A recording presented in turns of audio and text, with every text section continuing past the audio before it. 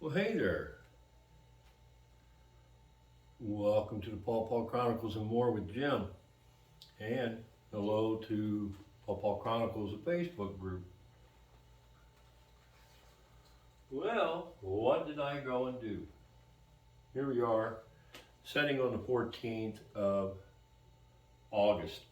And what I did was I decided to dig up some root suckers that I had cut loose from the parent tree back early spring.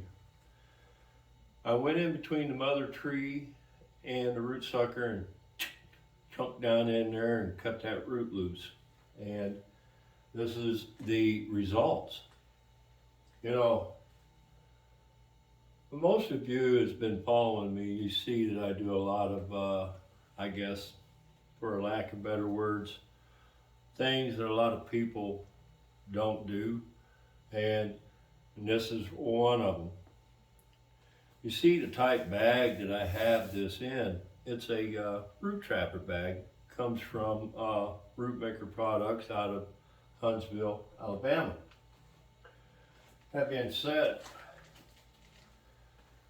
it's been a couple days. Day before yesterday I dug the first 4 of them. And then yesterday I dug 5 more up. Now, mind you, there's a good handful of root suckers that I ended up killing to ascertain these. Not as many as I have here, but probably about 3 or 4 of them ended up not making it because of when I went to pop them up, they weren't completely ready, and I didn't even bother trying to plant them because I could see they weren't ready. Now, when I dug these up, the one thing I come to find is where they had been cut loose, some of them had a lot of root mass, some of them did not. And this one that's in the taller bag right here, it had its own taproot. That taproot is probably over 12 inches long. These others had taproot that ended up getting cut off, but they had a lateral root that I could utilize and transplanted into these bags. I like utilizing these bags for root suckers for the main reason of they retain a lot of moisture, and that's what the root sucker needs.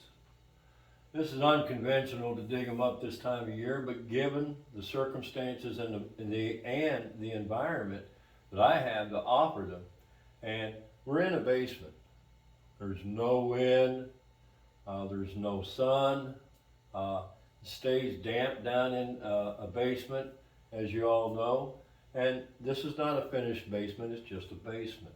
And I have a few lights down here. And because they're understory trees, they're able to handle the low light like they're getting right now. And I have nothing wilting back as of yet. They're all perked up, looking pretty good, all of them. This one right here kind of surprised me that it's looking so good because it was so big, but you have a bigger bag to stick it in. I had utilized some rooting hormone or rooting powder. Let me find a fresh bottle here. Here's one. Benide, I guess that's how. Bontone 2 rooting powder, speeds root development. I put that on the roots and down around where the roots are going to be, the ones that were in a root ball still yet. I sprinkled the rooting hormone down underneath, and then I set the ball down in there and worked the dirt around it. The ones that didn't have the root ball, I sprinkled the rooting hormone directly onto the roots over top of the bag, set it, filled the bag in, and this is how these have all been done. And I'm very, very pleased with the results thus far. And hopefully these will continue to live. Although, you know, the growing season is pretty much over with. We still have some green from here up to here. We still have green from here to here. But now that they've been dug up and brought in here out of the sunlight, and which, by the way, these trees were all in full sun whenever I dug them up. That's the reason why the leaves are so much bigger than a lot of the root suckers that you see out in the wilds. And this one right here, from here up, is still green, actively growing. So hopefully they'll harden off. I don't foresee any more growing coming from these trees. It's just something that I wanted to share with you. You can dig up root suckers whenever you feel like digging up root suckers. A lot of people shun away from the idea of digging up root suckers in the summertime, and we're towards the end of summer right now.